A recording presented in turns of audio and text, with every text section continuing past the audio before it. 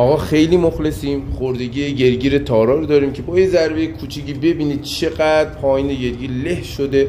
هر چقدر ما از بدنه تارا بگیم آشغاله بازم کم گفتیم. با ما همراه باشید بریم برای فرمکاری گرگیر تارا.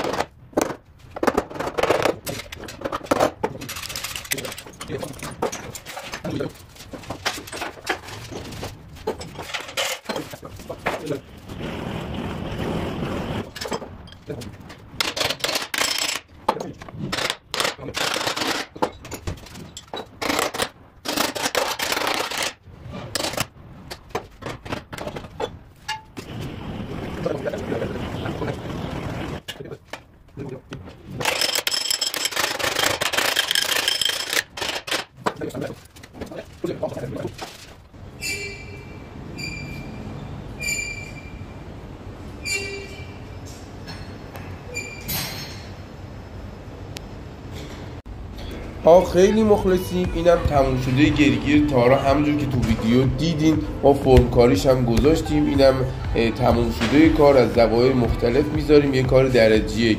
ممنون میشم یه وقت کوچیکی بذارین با لایک و کامنت ما رو حمایت کنید تا بتونیم ویدیوهای دیگه هم بگیریم. دم همتون گرم.